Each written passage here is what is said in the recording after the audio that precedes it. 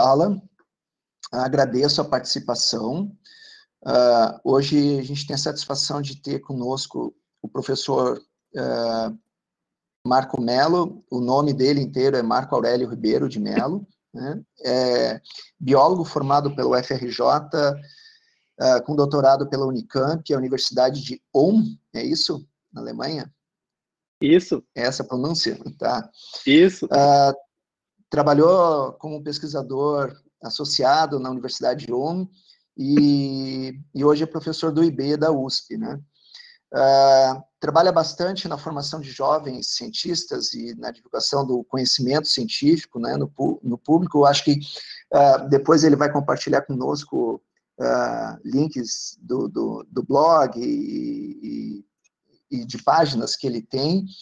A especialidade do professor Marco é em ecologia teórica, né? E a principal meta dele é desvendar essas regras de sistemas complexos e formados por interações entre espécies diferentes. E no final ele quer ajudar a ligar os pontos entre dados e ideias, né? Que é o título da palestra. Então, professor Marco, por favor, a palavra é sua. Muito obrigado, Rogério. Bom dia, pessoal. É um prazer enorme estar aqui com vocês hoje, poder contar uns causos aí sobre a minha carreira para vocês. Vocês pediram que eu falasse sobre a vida de cientista, né? Então eu resolvi, na verdade, contar sobre a minha carreira, um pouco sobre a minha vida. Não porque a minha carreira tem algo especial, mas justamente porque é uma carreira bem comum. Então, talvez contando o caminho que eu percorri, possa ajudar vocês a ter uma ideia do que um cientista normal e mediano faz no dia a dia, né? Mas antes de começar a história, eu gostaria muito de agradecer a organização, principalmente o Rogério e a Fabiana, né, que me convidaram, mas todo mundo do PPG de vocês, muito obrigado. E eu gostaria de agradecer também a nossa rede de colaboradores e financiadores no Laboratório de Síntese Ecológica da Universidade de São Paulo. Sem todas essas pessoas e instituições, seria impossível fazer o nosso trabalho. Esse caos que eu quero contar aqui para vocês hoje é baseado na jornada do cientista. E a jornada do cientista nada mais é do que uma versão adaptada da jornada do herói, proposta pelo Campbell. Se vocês quiserem saber mais sobre essa teoria, por favor, leiam o texto que está lá no blog disso. Mas antes, um aviso muito importante. Essa palestra é o relato da minha jornada pessoal. Eu vou contar para vocês histórias sobre desafios e oportunidades. E eu vou falar sobre as minhas decisões e as consequências das minhas decisões. Só que a jornada de cada pessoa é única. Então, o que deu certo para mim pode não funcionar para vocês. Tendo isso em mente, como começa a nossa história? Olha, eu sempre fui uma criança muito curiosa, uma criança introvertida, muito introspectiva, e eu adorava a natureza, ainda adoro a natureza, especialmente praia, litoral, mar. A praia é o meu habitat natural, ainda mais tendo nascido e crescido lá no glorioso Rio de Janeiro. Eu também sempre curti muito tecnologia, sempre fui muito nerd, sempre gostei de computadores. Até quando eu não tinha grana para ter computador em casa, eu brincava emprestado com o computador CP500 de um amigo meu, lá nos anos 80. E eu adorava ler revistas de divulgação científica. Eu devorava Ciência Hoje, super interessante, Globo Ciência. E pela Ciência Hoje eu tenho e sempre tive um carinho especial. Assim, é uma revista que influenciou muito a minha decisão de me tornar cientista. Fora revistas, eu sempre amei os livros e devorei os livros. Principalmente os livros desse senhor aqui, o Hermann Hesse, Nobel de Literatura. E eu tenho um carinho especial pelo livro Siddhartha. Eu li esse livro quando eu tinha uns 11 anos de idade, mais ou menos, e foi um livro que mudou completamente a minha vida, porque ele me abriu as portas do Oriente. Eu descobri que o Oriente existia e que as religiões e filosofias orientais existiam. E eu me identifiquei profundamente com o modo oriental de ver o mundo. E eu mergulhei de cabeça nas artes marciais. Eu pratiquei especialmente, né, com dedicação, uma arte vietnamita, um tipo de Kung Fu, e cheguei a me tornar instrutor dessa arte marcial vietnamita. Foi uma fase de muito aprendizado, e eu curti muito. Então, na verdade, as primeiras aulas que eu dei na vida não foram de ciência e de biologia, foram aulas de Kung Fu, por incrível que pareça. E eu sempre amei os idiomas. Eu gosto muito de estudar idiomas estrangeiros e estudar idiomas nativos também. E graças a muitos sacrifícios que a minha família fez, eu consegui estudar no colégio de rico lá no Rio, mesmo tendo vindo de uma família pobre. Eu estudei no colégio alemão e eu me formei em alemão antes de me formar no segundo grau. Então, essa coisa de tradução, interpretação, sempre me fascinou. Eu sempre curti muito artes, e principalmente a arte da fotografia. E depois de um tempo, eu consegui unir a minha paixão pela natureza com a paixão pela arte, através de fotografia da natureza. Lá no meio da minha adolescência, mais ou menos, teve uma morcegada que começou a visitar meu apartamento, lá no bairro de Santa Teresa, um bairro bem arborizado lá no Rio de Janeiro. Pô, e esses morcegos, eles iam nesses bebedouros de beija-flor que a gente deixava na varanda. Eu comecei a ter um contato mais próximo com esses animais e me apaixonei por eles. Morcegos são criaturas fantásticas, sensacionais. Só que aí, no final da adolescência, cheguei numa encruzilhada na minha vida, e uma encruzilhada pela qual todos os jovens passam. Eu estava me tornando um adulto, né? Virando de maior. E, poxa, o que eu fazer com a minha vida, né? Profissionalmente falando? Eu pensava em várias possibilidades, porque eu tinha vários interesses, eu gostava de várias coisas, ainda gosto de várias coisas. Qual caminho eu deveria seguir, né? Qual caminho seria mais adequado para mim? Poxa, eu tenho que ser que todo mundo aqui já passou por esse dilema também. Eu pensava, poxa, eu tenho uma formação em Vietvodal, será que eu sigo? Porque eu era faixa roxa, eu era instrutor. Mais um pouco eu ia virar faixa preta. Eu pensava, será que eu sigo, viro um faixa preta e aí vivo de dar aula de Kung Fu e talvez de lutar também, ganhar algum dinheiro lutando, legal e ilegalmente também. E só que, poxa, na época era muito difícil você viver de arte marcial, porque o UFC tinha acabado de começar e não tinha promovido toda a revolução que ele promoveu na arte marcial. Eu também tinha minha formação em alemão. E eu pensava, poxa, será que de repente eu sigo por essa carreira? Eu não considerava necessariamente fazer ensino superior na universidade. Essas formações técnicas que eu tinha, para mim, já estavam suficientes. Eu falava, eu podia seguir esses dois caminhos. Eu gosto muito das duas coisas. Só que o vírus da ciência já tinha me contaminado. E esse contato com morcegos me fez ficar muito interessado em ser biólogo, né? Fazer ali um ensino superior, seguir para biologia, para ciências. Eu estava dividido, pensando, poxa, o que eu faço, né? Será que eu caso ou compro uma bicicleta? Aí eu parei para ouvir os conselhos de uma figura paterna muito importante na minha vida, meu Vitor, meu saudoso tio Vitor. Pô, o tio Vitor era uma pessoa muito sábia. Ele não completou nem o primeiro grau, ele trabalhava como vigia noturno, mas é uma das pessoas mais sábias que eu já encontrei no mundo inteiro. O que o tio Vitor me falou? Ele falou assim, pô, Marco, pergunta para tu mesmo o seguinte. Primeiro, o que tu gosta de fazer? O que você gosta de fazer? Ele me falou, você vai passar tanto tempo na sua vida adulta ocupado com trabalho que se você não curtir o que você fizer, a sua vida vai ser miserável, vai ser muito ruim. O que você gosta de fazer? Depois ele me perguntou, o que você faz bem? Porque não adianta você gostar, falar, eu adoro fazer tal coisa. Se você não fizer isso bem, ninguém vai querer te pagar para fazer isso. E aí você não vai conseguir colocar pão na mesa para tua família. O que tu faz bem também, né?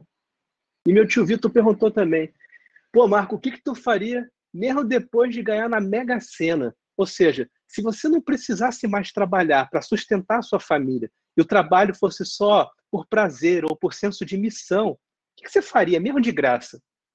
Aí eu fiquei encucado com essas três perguntas, fiquei um bom tempo na minha adolescência pensando sobre essas coisas e eu decidi atender um chamado para aventura. Pô, vocês devem se perguntar agora, que aventura era essa aí que o Marco está falando? A aventura de prestar o vestibular. Ah, deve ter gente falando, pô, o que tem de mais prestar o vestibular? Um monte de gente presta, faz faculdade hoje em dia. Gente, mas depende da família onde que tu nasceu, da tua história de vida. Eu nasci numa família pobre pra caramba, que veio da roça e veio da favela também.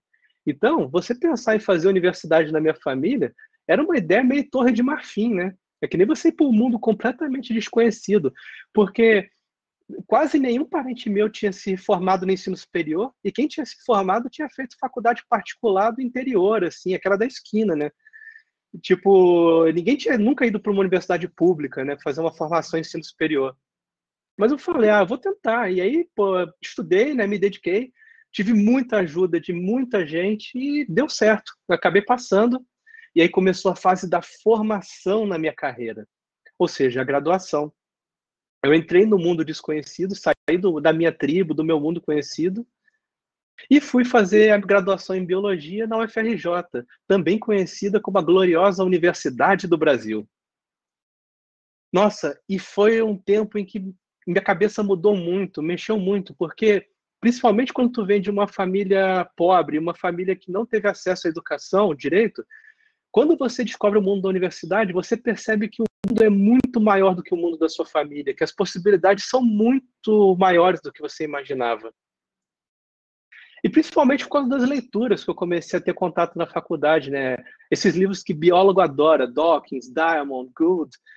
E esses livros mudaram muito a minha forma de ver o mundo. Eu acabei deixando de lado outros lados da minha vida, como a espiritualidade, a arte também, e o esporte até, e mergulhei de cabeça em conhecer coisas novas. E principalmente, eu consegui matar um desejo muito grande que eu tinha desde a adolescência, que era estudar morcegos. Vocês lembram que os morcegos começaram a me visitar lá na minha varanda? Eu fiquei apaixonado por esses bichos.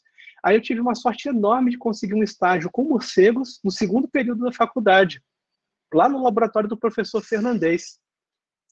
E eu conheci uma galera muito louca, aprontando as maiores aventuras na reserva biológica Poço das Antas, lá no interior do Rio. Nossa, eu fiz muito trabalho de campo em Poço das Antas. É aquela reserva onde mora o mico-leão-dourado. Você já deve ter visto no Globo Repórter. E como eu aprendi, gente? Eu aprendi muito com essa galera lá. Foi um tempo de muita felicidade. E eu frequentava muito o Piscinguaba também, que é um parque estadual no litoral norte aqui do estado de São Paulo. Isso porque eu comecei a trabalhar como monitor de disciplinas, de Zoologia 3, Zoologia 4, técnicas de campo em zoologia. E aí eu ia 2 vezes por semestre a Piscinguaba como monitor, né? E foi muito legal. Piscinguaba é um paraíso na Terra. Quem não conheceu deveria visitar esse lugar. E aí, por causa desse trabalho como monitor, eu comecei a dar aula muito cedo. Eu comecei a dar aula de graduação quando eu ainda estava na graduação, né? Coisas que só acontecem no Brasil mesmo. E eu estava ali obcecado por morcegos e eu comecei a dar práticas de campo sobre morcegos, principalmente, mas também sobre mamíferos em geral. E eu dava aula ali para outras turmas de graduação, né? Sobre como capturar morcego, história natural de morcego, por que morcegos são fofinhos e lindos. E para eu poder me aprofundar, né, na quiropterologia, no estudo de morcegos, eu comecei a frequentar muito o Museu Nacional por influência de uma outra figura de mentora que eu tive, a Márcia Batista, a quem eu sou muito grato. E com a Márcia, eu fiquei olhando incontáveis crânios de morcego. Era uma vibe meio Shakespeare, né? Ser ou não ser um quiropterólogo. E era crânio, era pele, e eu ajudava a Márcia a organizar a coleção de morcegos do Museu Nacional, e eu aprendi muito sobre taxonomia e história natural nessa época. E eu estava tão afim de aprender mais, que eu comecei a frequentar a Universidade Rural do Rio também, na mesma época.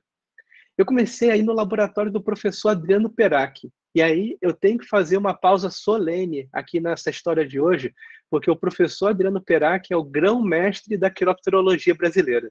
Eu tenho um respeito e uma reverência enorme por ele.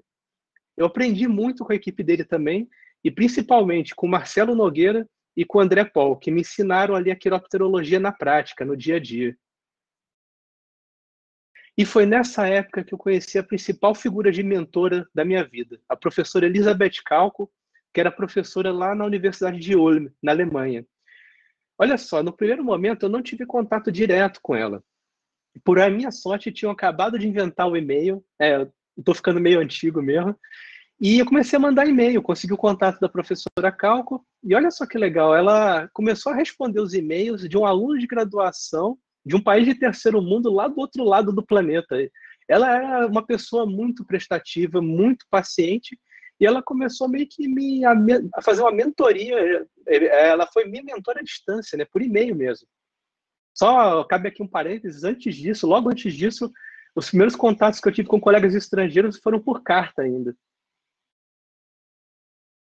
E ela me incentivou a divulgar o conhecimento científico, a compartilhar com a sociedade. Por influência dela, eu criei esse site, a Casa dos Morcegos, lá no final da minha graduação, que está no ar há mais de 20 anos. e foi um dos primeiros sites do mundo a falar sobre morcegos, e o segundo no Brasil, né, em português. E essa coisa de começar a fazer um site, né, ele já passou por vários provedores. Na época ele estava no GeoCities, tinha até GIF animado, né, e MIDI tocando no fundo. Isso me abriu várias portas, como, por exemplo, escrever matéria de jornal sobre morcegos e participar de programas de TV, né, sempre falando sobre morcegos e tentando espalhar a palavra quiróptera para o mundo.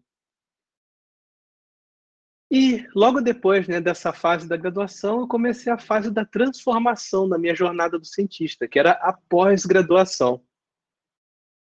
Eu fui fazer meu mestrado em ecologia lá na UERJ e conheci uma outra turma muito louca, aprontando novas aventuras, só que dessa vez na Ilha Grande. É um outro paraíso na Terra, lá no litoral sul do Rio de Janeiro.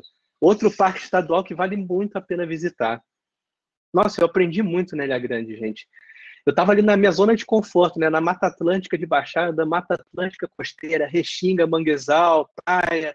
É o meu habitat natural, realmente. E aí, eu queria continuar do morcegos. Só que eu não queria estudar só os morcegos. Eu comecei nesse ponto a ficar fascinado por interações específicas, né? Quando espécies diferentes se relacionam. E no mestrado, eu resolvi estudar os morcegos carolha, esse gênero carolha, que eu já estudava na graduação, só que a relação desses carolhas, com plantas do gênero piper, que são pimentas em geral. Inclusive, a pimenta do reino é um piper também. Eu queria entender, então, como é que reprodução de planta influenciava a reprodução de morcego e vice-versa. Aí, esse bichinho da interação interespecífica me picou. E esse é o meu foco de trabalho até hoje. Comecei, então, estudando interações positivas, né? O mutualismo de dispersão de sementes. Eu fiquei fascinado por mutualismos e dispersão de sementes especificamente. E eu realizei um sonho nessa época do mestrado. Eu publiquei meu primeiro artigo da Ciência Hoje. Nossa, foi muito legal, gente, porque eu amava essa revista desde que eu era criança. Ela foi uma das principais influências para eu me tornar um cientista profissional, e conseguir publicar nela pela primeira vez me deu um prazer assim gigantesco. Na verdade, eu nunca senti um prazer tão grande ao publicar um trabalho quanto nessa vez na Ciência Hoje. Mesmo tendo publicado em revistas maiores depois e tudo, esse foi o artigo que mais me deu prazer na vida. E eu também me contaminei com a estatística na época do mestrado. O pessoal lá da UERJ adorava estatística, e eu comecei a gostar muito de ecologia numérica, ecologia quantitativa. E me apaixonar pelos números e pelas análises me abriu a porta de várias colaborações. Eu comecei a receber convites para fazer projetos em paralelo à minha tese de mestrado. Isso é muito legal, gente. A ciência é como se fosse um grande quebra-cabeças internacional e cooperativo. Então, quanto mais você puder jogar em áreas diferentes desse quebra-cabeça, mais divertido fica a sua carreira, né? A sua profissão. Aí, eu cheguei numa outra encruzilhada da minha carreira. Gente, a vida é cheia de decisões. Você tem que tomar decisões e ver o que acontece depois. Nesse momento, a minha encruzilhada tinha a ver com uma crise existencial na carreira. Eu descobri que, se por um lado a ciência profissional era muito legal, muito estimulante e divertida, por outro, a academia pode ser um ambiente muito tóxico também. Isso porque a ciência profissional é uma carreira de alta performance. Igual você querer ser atleta das Olimpíadas, sacerdote no Vaticano ou ator da Globo. É muita competição, é muita pressão, o seu rendimento tem que subir a cada vez, você tem que estar sempre rendendo cada vez mais, e eu estava começando a quebrar com essa pressão. Aí eu resolvi fazer uma pausa na carreira. Eu falei, olha, eu tenho que me afastar da academia, me afastar da ciência, para ver se é isso que eu quero fazer da minha vida mesmo. Aí eu lembrei que eu tinha outra profissão, e fui ser professor de idiomas. Eu fui contratado pela UISAS lá de Caçapava, no interior paulista, e fui dar aula de inglês e de alemão. Então, eu peguei a ciência, né, depois do mestrado, e fui dar aula de idiomas. E foi muito legal, gente. Eu adoro dar aula de idiomas, adoro fazer tradução. Línguas são muito divertidas, e linguística é muito divertido também. Só que eu comecei a sentir falta de fazer pesquisa. Na verdade, quando os meus colegas ficavam ali no cafezinho, né, entre uma aula e outra, depois de um tempo, eu comecei a pedir permissão para ir no laboratório de computadores da escola, começar a voltar a trabalhar nos artigos do meu mestrado. Eu estava sentindo muita falta dessa coisa nerd, né, de fazer artigo, analisar dado. E aí voltei para a jornada do cientista depois dessa pausa de 1 ano mais ou menos. E fui fazer meu doutorado na Unicamp, em ecologia. Aqui, eu vou contar um segredo para vocês. Ó. Vamos aproveitar que ninguém está escutando agora, ninguém está ouvindo. Na verdade, eu queria ter feito Unicamp lá na graduação. Eu cheguei a passar no vestibular da Unicamp, só que eu conversei com os meus pais, eles falaram, pô, Marco, a gente não tem condição financeira de te sustentar fora do Rio. E aí eu falei, beleza, eu vou fazer a UFRJ. E, pô, foi maravilhoso. A UFRJ foi maravilhosa na minha vida. É minha alma mater, a UFRJ.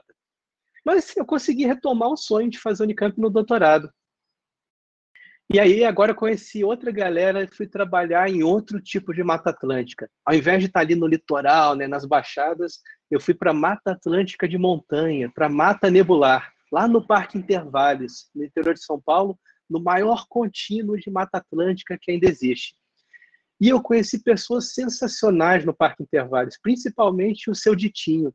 Ele me ajudava no campo, né, no trabalho de campo, é um mateiro profissional ele. E, gente, eu nunca conheci na minha vida uma pessoa que conhece tanto de planta quanto o seu Ditinho. Eu aprendi botânica prática, né, botânica popular tradicional com ele. E foi assim, o seu Ditinho foi uma escola para mim. E lá ia eu perturbar mais um pouco os morcegos, só que dessa vez não era morcego carolha, eram morcegos do gênero Sturnira. E eu continuava estudando interações interespecíficas.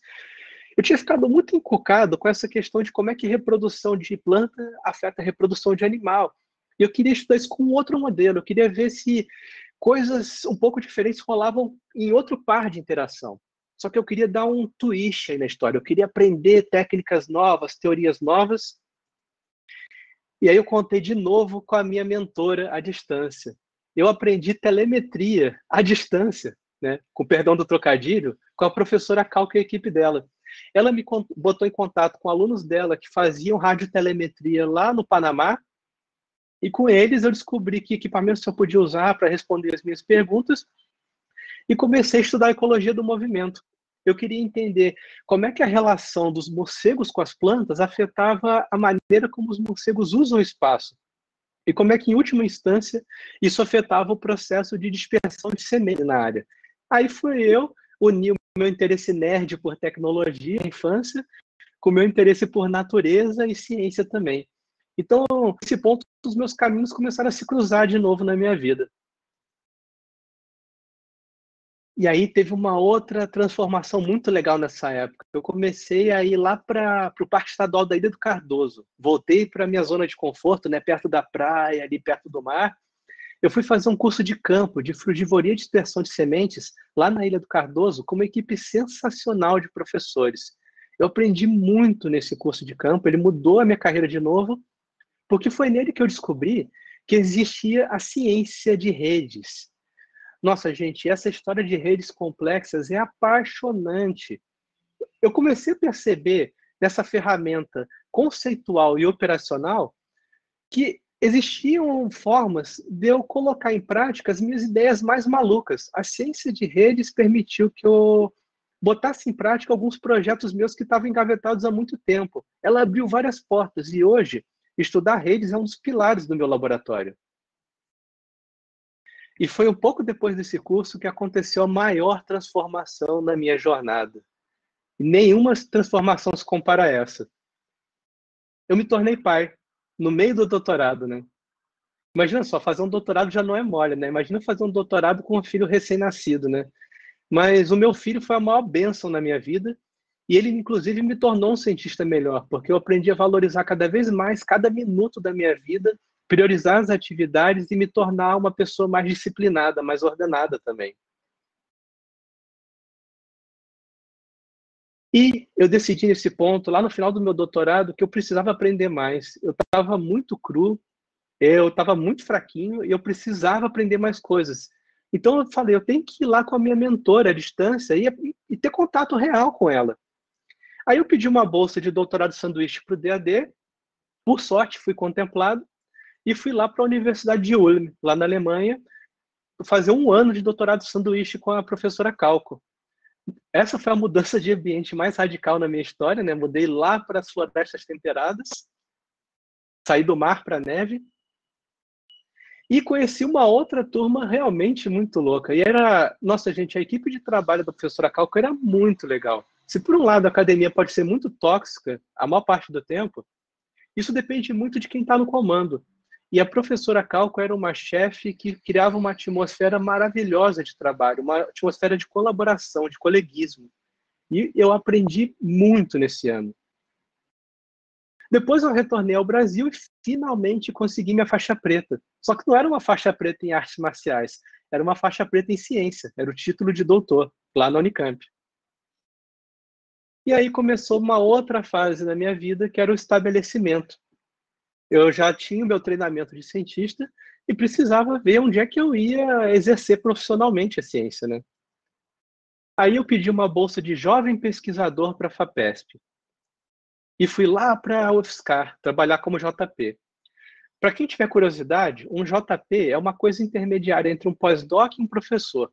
Você tem várias atribuições de professor, monta um grupo de pesquisa, inclusive, mas você não é um professor. E não tem contrato de professor e nem estabilidade. Então, você é uma espécie de pós-doc de luxo, digamos assim. Foi uma fase de muito aprendizado. Mais uma mudança de ambiente. Lá fui eu me metendo cerrado. E é outro ambiente pelo qual me apaixonei. E comecei a ampliar meu leque de interações. Além de estudar frugivoria e dispersão de sementes, eu comecei a estudar polinização também, graças a novas parcerias que eu fiz, principalmente com a professora Isabel Machado, lá de Recife, da UFPE, que é uma outra pessoa com a qual eu aprendi muito mesmo. E chegou a hora de começar a passar o que eu tinha aprendido com meus alunos. Então, comecei a iniciar várias pessoas na nobre arte da radiotelemetria. E foi nesse momento que eu conheci a minha melhor aluna de todos os tempos, a minha padawan, a Renata Muilaé. Ela fez a iniciação científica comigo lá na UFSCar e depois ela fez mestrado e doutorado com outros professores em outras instituições, mas a gente manteve uma relação de mestre e aprendiz para o resto da vida, que dura até hoje. E foi uma espécie de ciclo da vida, né? Uma coisa meio Rei Leão, Hakuna Matata, porque se eu tinha sido treinado como cientista por uma mulher, agora era a hora de eu treinar uma mulher como cientista. Dava uma sensação de ciclo, né, se completando. E nessa equipe a gente continuou estudando as estornidas, né, o bicho lá do meu doutorado, indo mais a fundo na relação das estornidas com as solanáceas, e dessa vez com abordagens experimentais, como experimentos de cafeteria, em tendas de voo, em cativeiro, para a gente entender melhor essa interação interespecífica no nível do indivíduo, não mais no nível das espécies, mas no nível do indivíduo. E como é que essa relação afeta de novo a ecologia do movimento desses animais e, em última instância, a dispersão de sementes. Foi nessa época também que eu escrevi os primeiros tutoriais e guias que circulavam só no meu laboratório para ajudar no treinamento dos meus alunos. E depois esses tutoriais acabaram se convertendo no blog, no Sobrevivendo na Ciência, do qual participa a Renata. A Renata escreve o blog junto comigo também. Aí, como não podia deixar de ser, mais uma encruzilhada na minha vida, mais um momento de uma decisão muito importante. Prestar concurso ou não prestar concurso? Gente, essa daí era mais ou menos aquela época em que houve uma tempestade perfeita. Foi a confluência do programa Reúne Federal com várias aposentadorias de uma geração, nas estaduais também. Tinha concurso de professor para tudo quanto é lado. E rolava uma pressão gigantesca no sentido de prestar qualquer concurso para qualquer lugar, sem pensar muito, entrar em qualquer lugar. Depois, se você não gostasse do emprego, você tentava mudar, porque tinha concurso todo mês acontecendo. Mas, gente, a pressão social é uma péssima conselheira. E eu não gosto de surfar ondas assim tão grandes. Eu prefiro surfar ondas bem menores, bem mais tranquilas e bem mais seguras. Eu parei para me lembrar dos conselhos do meu tio Vitor, né? Pensar em quem eu sou, o que eu quero da minha vida. E eu cheguei até a prestar alguns concursos nessa época, 2 concursos, e tive um desempenho ruim. Porque eu não me preparei de verdade, eu não estava com a minha alma naquilo, não era aquilo que eu queria. Às vezes, o que é bom para a maioria não é bom para você. O caminho que todo mundo está seguindo não é o caminho que você deve seguir. Você deve ouvir a sua voz interior. E deve ouvir o tio Vitor também. Eu decidi que eu queria voltar para a Alemanha, trabalhar com a Calco. Eu não queria prestar concurso, na verdade. Eu queria trabalhar lá com ela, com a minha mentora, com a minha mestra. E aí eu pedi uma bolsa de pós-doc da Fundação Humboldt e consegui voltar para a Universidade de Ulm. Cabe um outro parênteses aqui na minha história, que, gente, a Fundação Humboldt é a melhor agência de fomento do mundo. Você cria uma relação vitalícia com essa fundação. Depois que acaba a bolsa, você continua vinculado à fundação e você faz parte de uma espécie de maçonaria acadêmica. É uma coisa fora de série.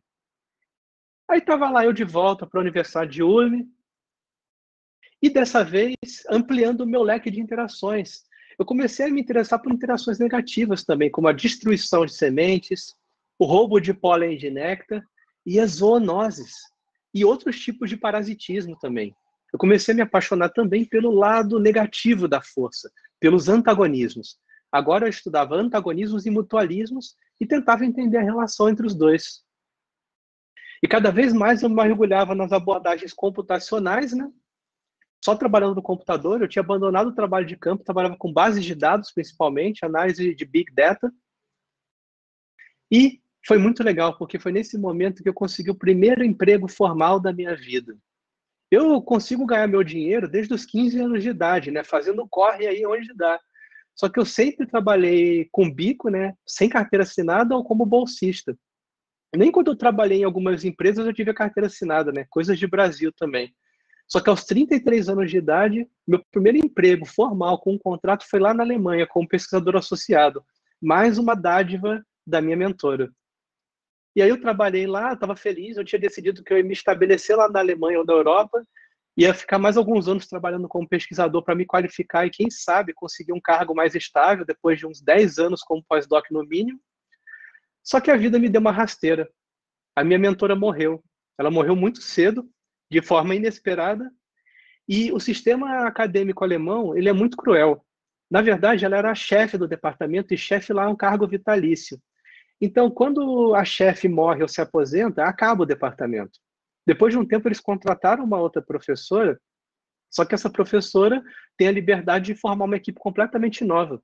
Então, gente, muitas vezes num departamento que tem 50 pessoas lá na Alemanha, você só tem umas 2 ou 3 pessoas com cargo vitalício, o resto é tudo temporário. E eu era um dos temporários e tinha que fazer meu corre, né? Eu tenho filho para criar. E aí, por sorte, apareceu um concurso no Brasil e eu consegui passar como professor na UFMG. E aí eu fui para um outro tipo de ambiente, dessa vez para os campos rupestres, um outro ambiente sensacional, conheci novos tipos de interações e comecei a ficar fascinado com essa dualidade entre antagonismo e mutualismo nas interações entre espécies diferentes. E para mim, foi ficando cada vez mais claro o quanto antagonismo e mutualismo, na verdade, se transformam um no outro, o quanto eles têm a mesma essência, no fundo, e se contaminam um ao outro. E foi a partir desse insight que nasceu o Laboratório de Síntese Ecológica, que eu coordeno até hoje. É um laboratório com abordagem mais teórica, baseada em bancos de dados, e basicamente o que a gente quer é ligar os pontos entre dados e ideias. Mas tudo bem, que história é essa de ligar os pontos entre dados e ideias? Basicamente, a gente trabalha com informação que já está disponível. Por exemplo, bancos de dados, dados de colaboradores, dados da literatura. Gente, e o que não falta são ideias e dados soltos por aí, mal aproveitados. A gente tenta ligar os pontos entre eles para transformar informação em conhecimento. Isso é a síntese teórica que a gente faz no laboratório. E foi nessa época que eu comecei, graças a esse tipo de insight, a me reaproximar da minha espiritualidade com essas religiões orientais, que eu sempre gostei. Eu comecei a ver o yin e yang da ciência e lembrar do yin e yang da minha vida também. E aí começou a fase de redenção da minha carreira.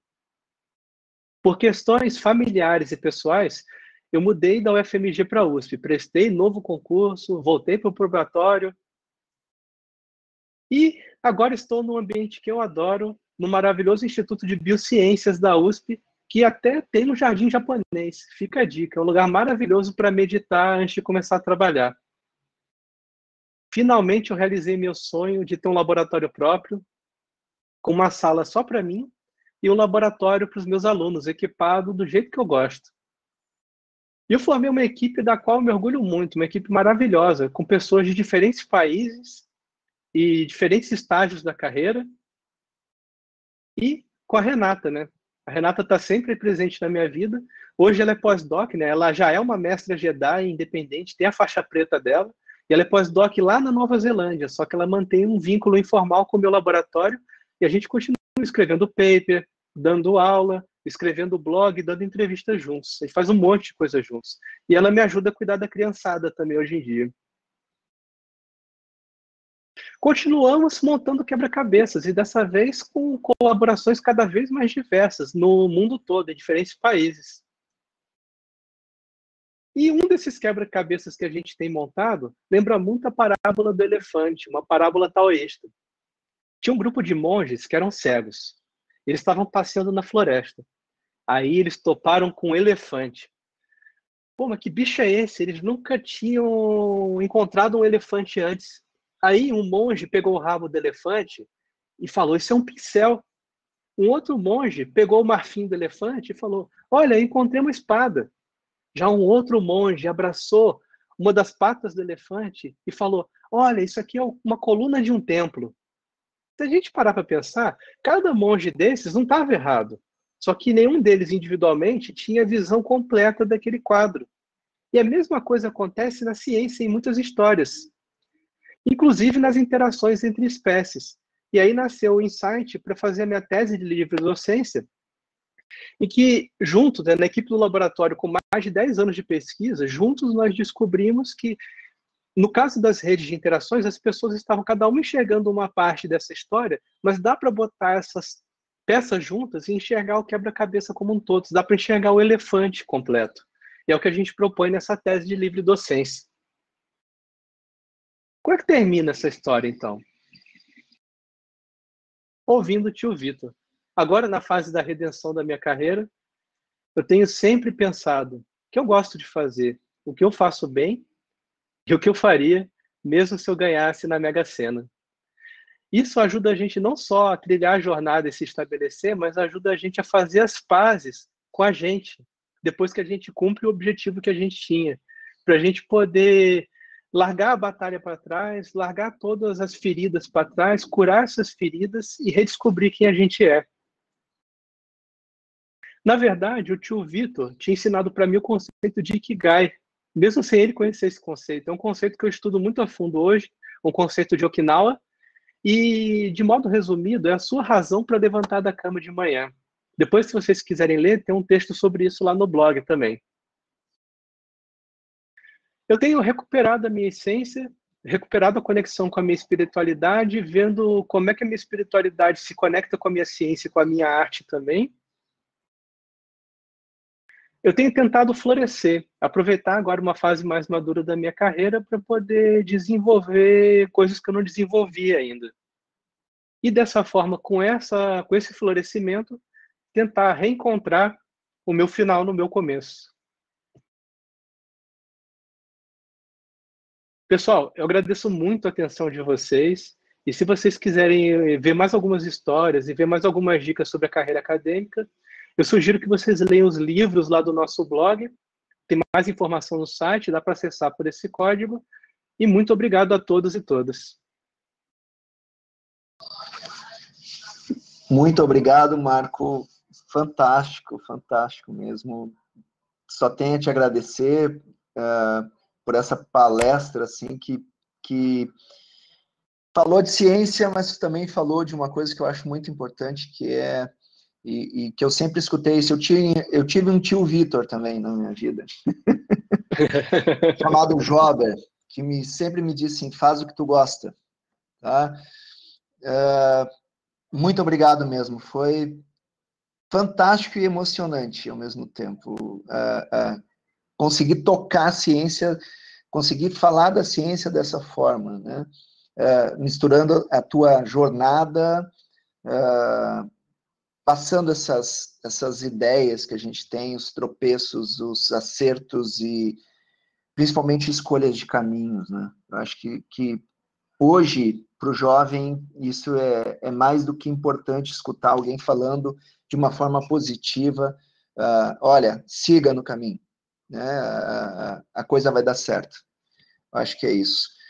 Bom, Marco, nós sempre abrimos para para a plateia fazer perguntas, questões e conversar contigo. Então, agora, mais uma vez, obrigado, e eu abro para o pessoal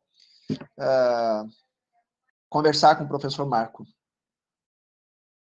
Muito obrigado, Rogério. Um Jedi, de fato.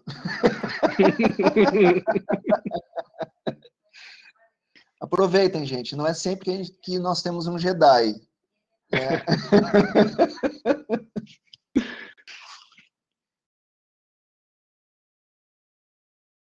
Por favor, Fabiana. Bom, Marco, muito obrigada pela palestra, pela tua fala, foi muito inspirador, né? É super importante, né, tanto para os jovens, né, que estão aí na graduação, mestrado, doutorado, mas também para nós, né, que já estamos um pouco mais de tempo aí na vida acadêmica, te ouvir. E, na verdade, eu queria ouvir tua opinião, né, sobre como a gente pode manter, né, os jovens pesquisadores inspirados a seguir adiante nesse momento um tanto complicado, né, para a ciência brasileira, com pouco investimento, né, então o que a gente pode fazer, né, mesmo dentro dos nossos laboratórios, em sala de aula, né, para o pessoal seguir aí inspirado, né, querendo seguir a carreira, e também como nós, cientistas já mais estabelecidos, podemos nos manter relevantes no mundo científico frente à situação atual de investimento em ciência no Brasil. Eu queria ouvir tua opinião aí sobre esses temas. Fabiana, obrigado pela pergunta, é uma excelente pergunta, e eu acho que a gente tem que pensar por partes. A primeira parte, e é um conselho que eu dou principalmente para a galera mais nova, é que o mundo é feito de ciclos de crise e bonança. Então, crises são cíclicas. Crises não duram para sempre e bonança não dura para sempre. Então, a gente tem que aprender a aguentar o baque das crises e se preparar durante a bonança para a próxima crise que vai vir. Porque sempre depois que tudo melhora, depois de um tempo piora de novo. Então, por exemplo, para quem é da minha geração, final da geração X mais ou menos, né, anos 70, a gente já passou por 3 grandes crises, né? 4 grandes crises, na verdade, na nossa vida. A gente passou pela ditadura militar, a gente passou pela hiperinflação dos anos 80, a gente passou pela recessão dos anos 90, e agora a gente passa pela crise econômica que começou em 2008, né, no mundo. No Brasil, começou a pegar o bicho mais em 2013, 2014, né? E agora virou crise sanitária, ambiental, social, política, planetária, tudo, né, ao mesmo tempo, né? Então, o meu conselho é o seguinte, gente, primeira coisa a ciência é uma carreira muito específica, como ciência profissional. É claro que todo mundo pode se envolver com a ciência de diferentes formas. Tem ciência cidadã e várias outras coisas. Mas a ciência profissional, como carreira de cientista, ela é muito específica. Então, o primeiro ponto todo mundo deve se perguntar se é esse o caminho que a pessoa realmente quer seguir. Porque é um caminho de muito sacrifício, muito investimento, e investimento sem garantia nenhuma de retorno. Então, o primeiro ponto é esse, somente numa crise, é se perguntar, será que eu estou só seguindo a manada? Ou será que é isso que eu quero da minha vida realmente, né? Primeiro ponto. E o segundo ponto é o tempo todo pensar também que se eu acredito na minha missão, se eu acho que a ciência tem uma importância na humanidade como uma das grandes culturas humanas que são transnacionais e transtemporais, isso me dá inspiração para eu aguentar períodos de crise, sabendo que a minha missão é mais importante do que o meu bem-estar naquele momento. É o senso de missão. É o senso de você pertencer a algo maior do que você pertence a uma cultura maior do que você, e que muitas vezes, se a sua missão é importante, você tem que saber que sacrifícios são necessários, sacrifícios individuais às vezes, né? Então eu acho que o que segura a gente nos momentos de crise é a gente lembrar que a gente faz parte de algo maior. E a ciência é uma cultura milenar, gente. A gente está conectado a uma tradição que vem de milênios. Se vocês ouvirem só os europeus, eles vão falar que a ciência nasceu no século XIV, com Francis Bacon e pensadores do tipo. Mas isso é mentira. A ciência tem milênios de idade, né? E ela vai se transformando ao longo dos séculos e dos milênios. Então pensem nisso. Pensem que existe algo maior do que vocês e vocês pertencem a uma cultura milenar. Isso dá um senso de missão que ajuda a gente a segurar o ânimo. Obrigada, Marco. Nada. Mais alguém, gente? Todo mundo achou inspirador? Marco, eu trabalho com parasitologia, então interação também me interessa, né? Ao longo desses anos, só que eu sempre trabalhei com organismo aquático, né? Então tem ainda, e focado muito mais em parasitologia. Mas eu tive bons colegas que trabalharam com morcegos e trabalham ainda, né? Lá da UFPR, onde eu fiz o doutorado, a turma do Fernando lá e aquela gente toda, né? Nunca saí com eles de noite, sempre me convidaram, eu disse, não, de noite já estou velho para isso. Mas eu gostaria de saber assim, ó, a gente despende de muito tempo para aprender muita coisa, né? E ao longo dessa tua palestra, tu falas em, eu sempre me preparei, né, de tal forma disso, daquilo. Bom, eu acho que para o pessoal que está nos assistindo, que ainda é jovem, está na formação, né, e até para a gente mesmo, como disse a Fabiana, o quanto tu conseguias trabalhar no início da carreira, o quanto tu trabalhou para ter tua formação no doutorado e o quanto tu trabalhas agora. Eu não sei se tu entendeu a questão, mas é em cima de interações, né? Porque para mim é isso, é o quanto tu despende do teu tempo, até da tua família, ou se tu consegue te organizar para trabalhar só com o teu grupo de trabalho, que isso não afeta a tua vida particular, porque isso também entra naquilo que tu falaste, assim, de o que eu vou fazer, o que eu gosto de fazer, né? E para eu gostar de fazer, isso não pode me atrapalhar em outras coisas. E eu vi que ao longo da tua formação, tu fez um monte de coisa. Como é que tu te organizou durante a tua formação para isso? Como é que te organizas agora como líder de equipe? É uma excelente pergunta, Rogério. E eu diria o seguinte: como é que o meu caminho deu certo para mim, né? Eu gosto muito de enfatizar que as minhas escolhas deram certo para mim e elas não servem para todo mundo, né? Cada caminho é pessoal, né? Mas no meu caso específico, eu diria que assim, eu não tenho nenhum talento assim fora do normal, sabe? Eu não tenho nada que me destaca na multidão. A única coisa que é a minha arma secreta é disciplina, muito disciplina. E disciplina eu aprendi com o budismo, com o taoísmo e com as artes marciais. Então, o meu segredo para conseguir vencer competição muitas vezes, conseguir ter acesso a algumas oportunidades importantes como empregos e bolsas, foi disciplina. Então, o que eu faço na minha vida? Eu sei muito bem, graças ao meu tio Vitor, do que eu gosto e o que eu quero. Então, isso estabelece a minha lista de prioridades na vida. E o tempo todo eu começo a pensar se as minhas prioridades estão sendo atendidas. Se elas não estão sendo atendidas, eu começo a cortar coisas. Aí entra uma questão que é o poder do não, né? A gente precisa saber dizer não na vida. E, por exemplo, assim, uma prioridade absoluta para mim, que nada pode atrapalhar nunca, é jogar videogame com meu filho. E ele mora com a mãe dele, né? Agora com a pandemia, com o isolamento, a gente está jogando online, né? Assim, meu filho já é quase um adulto praticamente agora. E então, assim, eu posso deixar de fazer qualquer coisa, mas eu não posso deixar de jogar videogame com meu filho, né? Então isso aí vem em primeiro lugar, né? Mas para a galera mais nova, o que eu recomendo é principalmente isso. Eu recomendo tenham disciplina. Sacrifícios são necessários, e principalmente na fase da transformação da jornada do cientista, né? Que é a pós-graduação. Não adianta, vocês vão ter que trabalhar muito.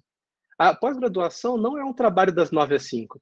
Se as pessoas falarem para você, olha, com 30 horas por semana você vai ter uma boa carreira, é mentira, gente.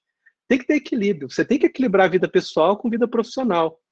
Mas durante a fase em que você está aprendendo a ser cientista profissional e quer conquistar um lugar ao sol, você vai ter que sacrificar algumas coisas. Só que você não pode sacrificar tudo.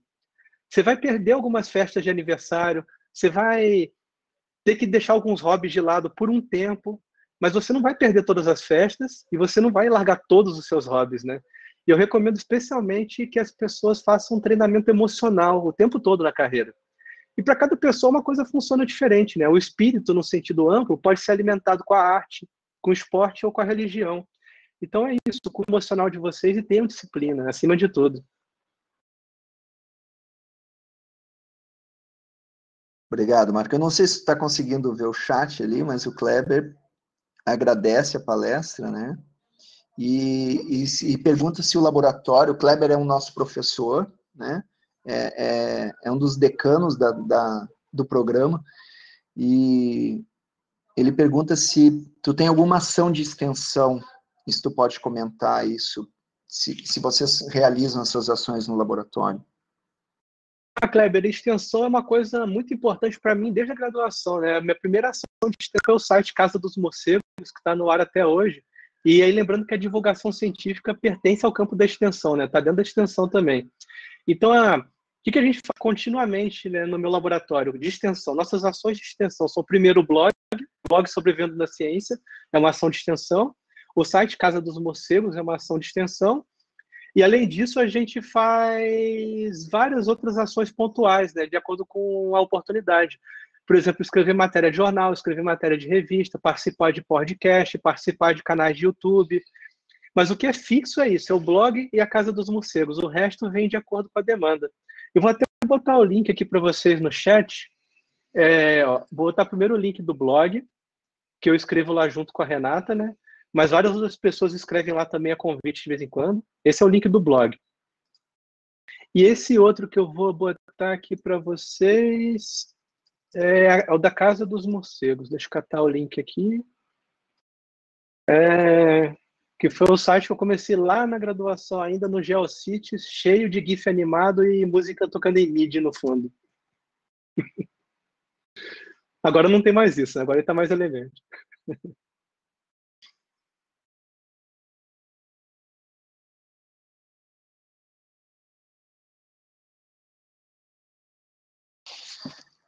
Obrigado.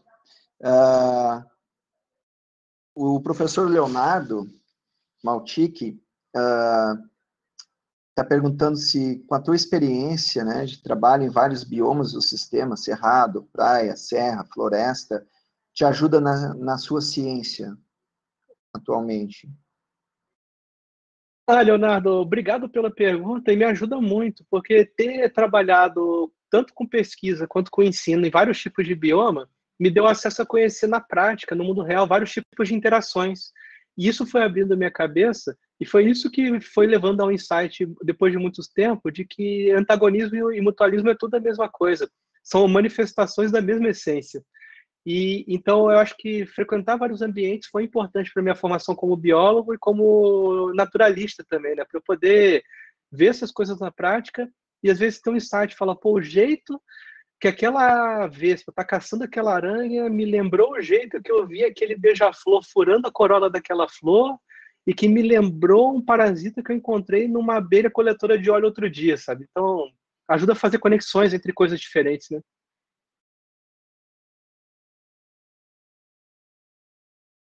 Obrigado. Acho que tem mais gente querendo fazer perguntas. Eu não sei se está enxergando o chat, tá? Tô sim. Eu vi uma pergunta da Gabriela agora, né? Isso. Então, ela agradece também, né? E em algum momento da tua jornada, bateu a síndrome do impostor, quando você se sente incompetente? Se sim, quais táticas você usou para passar por isso? Nossa, Gabriela, o tempo todo, assim. Hashtag quem nunca, né? Mas o que tem nesse lance da síndrome do impostor? Tem um lado yin e outro yang, né? Vamos ver esses dois lados que estão envolvidos. Por um lado, vamos lembrar, a gente está numa carreira de alta performance. É exigido da gente, você tem que dar o seu melhor rendimento todo dia, e o seu melhor rendimento de amanhã tem que ser melhor do que o seu melhor rendimento de hoje. Então, como é que você não vai se sentir impostor ou impostora numa situação dessas, né? É normal, assim. Porque você fazer ciência profissionalmente, né, como ganha-pão, é você enfrentar um desafio a cada dia. O desafio só vai aumentando. Então, você fica se sentindo insegurança muitas vezes. Isso é normal. Só que, de novo, você tem que nem o Hermann Hesse mandava fazer no livro Siddhartha, você tem que parar, respirar e jejuar. Se você fizer isso, você volta para o seu centro. Só que existe um lado muito mais perigoso da síndrome de impostor. É quando você sente a síndrome de impostor o tempo todo, constantemente, e ela não te dá folga, por muitos períodos. Aí, você está correndo o risco de entrar em sofrimento psicológico. E do sofrimento psicológico, você pode entrar em uma psicopatologia. Aí é muito perigoso. Então, assim, se sentir várias vezes ao longo da carreira, e pontualmente, se sentir como uma impostora, é normal. Todo mundo se sente assim. Só que se você se sentir como impostora por muito tempo, por longos períodos, sem sossego, aí eu recomendo procurar ajuda de psicólogos, de psiquiatras, psicanalistas, para tentar trabalhar o que está te incomodando, né? Porque aí pode ser alguma coisa mais grave realmente nisso. E outra coisa muito importante nessa questão do impostor é que às vezes a gente acha que só a gente se sente como impostor ou impostora na carreira. Mas eu te garanto que todo mundo se sente assim em algum momento. A diferença é que tem gente que sabe disfarçar bem e tem gente que não sabe disfarçar, né? Só isso mesmo. Eu acho que isso está muito ligado, né, Marco, ao te encontrar, né? Se tu já encontrou, assim, o que tu gosta mesmo de fazer, se aquilo te agrada de verdade, né? Mesmo assim, tu vai ter esses momentos, mas eu acho que está muito ligado a isso, né? Com certeza, porque muitas vezes, né, a insegurança vem da falta de autoconhecimento. Depois que você se conhece melhor e entende melhor qual é o seu ikigai na vida, você começa a entender que você não é bom em tudo, você não gosta de tudo e você não serve para tudo. E aí, quando você vai descobrindo suas limitações da vida, e todo mundo tem muito mais limitações do que potenciais, né? Você fala, beleza, mais uma limitação, legal, mais uma aqui para coleção, vou botar na minha lista de limitações, né? Normal, eu sei fazer uma ou duas coisas bem, mas não sei fazer bem 412 milhões de coisas, né? Então, é isso. Mas isso vem do autoconhecimento, realmente, né? A Natália, Marco, está fazendo também, está agradecendo a palestra, diz que é muito inspiradora, e ela gostaria de saber se no teu processo de formação, tu te sentiste atrás dos pares, assim, né? Como colegas que estão em contato com a ciência desde crianças, ou como quem vivenciou essa sensação. Natália, Natália é minha aluna de doutorado. É. E a Cristina, que está aí na lista, é minha aluna de mestrado também. Bom, Bem-vindas. Natália, bom dia. E, Natália, sim, várias vezes. Imagina só, eu trabalho num departamento que tem colegas excelentes, assim, eu admiro muito os meus colegas de departamento. Tem pessoas ali que fazem ciência de altíssimo nível e nível mundial. Tem colegas meus que são editores das melhores revistas, né, de ecologia do mundo. E claro que eu me sinto atrás deles, eu sou inferior a eles.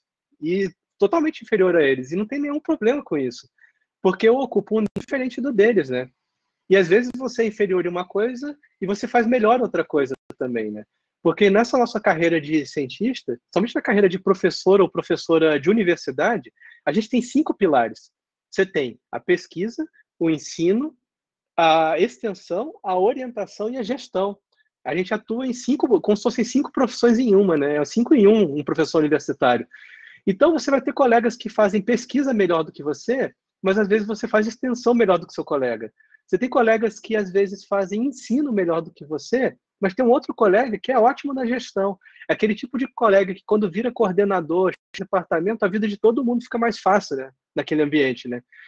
Então é isso, assim, ninguém é bom em tudo, um monte de gente é melhor do que você em um monte de coisa, mas talvez você seja melhor do que outras pessoas em algumas coisas, e é isso, é isso que você convive com a sua própria inferioridade, as suas próprias limitações, tentando descobrir de novo o seu Ikigai, sabendo quem você é, né? Buscando autoconhecimento e percebendo que nenhum sistema, nenhum mecanismo funciona sem todas as engrenagens. Você é uma engrenagem de um sistema. Você participa e colabora para o todo. E nenhuma engrenagem é melhor do que a outra no absoluto. Cada engrenagem faz um papel diferente naquele motor.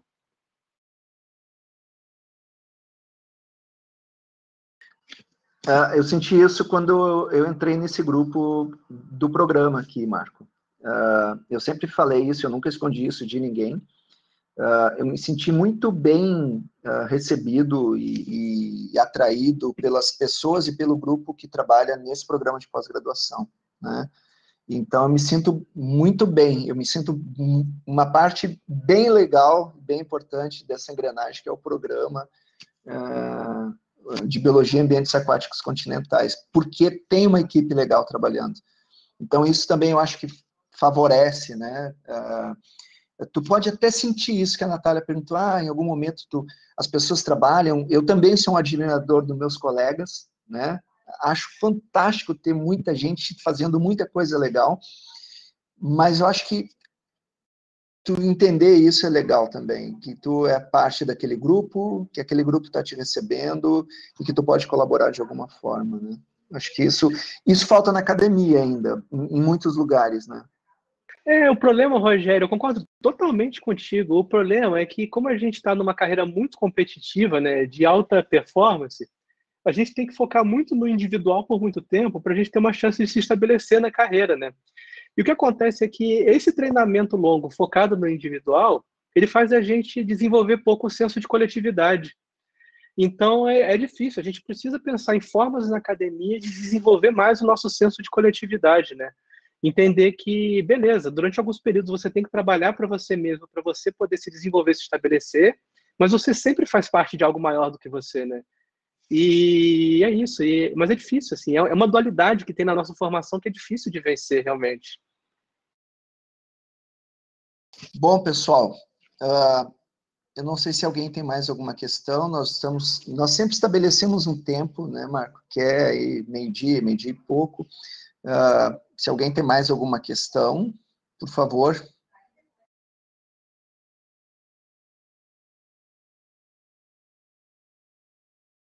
Então, Marco, mais uma vez, o pessoal estranha quando a gente cumprimenta às vezes assim, né? Mas eu fiz parte da Seichonoe muito tempo e ficava o pessoal, no início eu achava estranho, tu mal chegava na Seichonoe, o pessoal não te conhecia, muito obrigado, que é uma forma que as filosofias orientais têm, né, de te agradecer antes de te conhecer, porque ela sabe que tu vai, de alguma forma, levar algo de bom para eles, né? E isso me conquistou. Então, Marco, muito obrigado. Foi uma palestra fantástica, incentivadora, né? Não só para os jovens, mas para quem já está na carreira há algum tempo.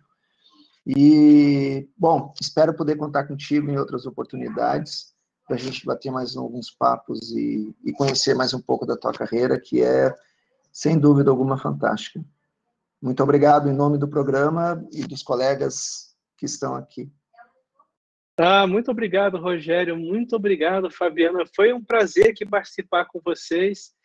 E muito obrigado a todo mundo que entrou durante a sessão. Eu vi que em alguns momentos chegou a umas 60 pessoas, mais ou menos. Poxa, eu fico muito feliz aí com essa audiência, né? Que vocês se interessaram pelo evento de hoje também. E, gente, se eu puder deixar uma mensagem final para vocês, eu queria deixar, falando dessa questão do Seixo Noé, né, que você falou de você, eu sou budista zen, né, praticante da escola Sotoshu, e eu queria deixar uma mensagem da Sotoshu para vocês, do budismo, do Shakyamuni Buda, que é que tudo é impermanente, nada é para sempre. Nem as coisas boas duram para sempre, nem as coisas ruins duram para sempre. Então, quanto mais vocês se desapegarem tanto das coisas boas quanto das coisas ruins, e quanto mais vocês viverem no presente, saboreando cada momento enquanto ele está sendo vivido, mais suave vai ser a vida de vocês. E aí vocês vão perceber que a crise e a bonança, de novo, são manifestações da mesma essência também. As duas fazem parte da nossa vida, e sobrevivendo ou não sobrevivendo à crise, o que importa é o que você está vivendo nesse segundo agora, realmente.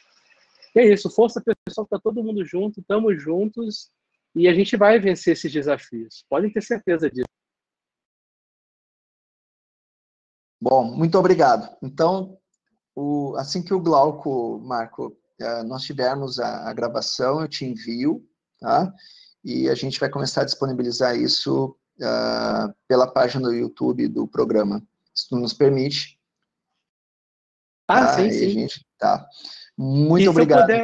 Se eu puder também botar no meu canal do YouTube depois, Claro, né? claro, Também, óbvio, claro, sem dúvida. Tá bom, Marco? Muito obrigado, um bom restante de semana e espero em outras oportunidades te encontrar para a gente conversar muito mais coisas a Eu respeito espero da também. ciência, da divulgação e da vida de cientista. Um abraço, Até mais, obrigado. pessoal. Tchau. Tchau, gente, muito obrigado.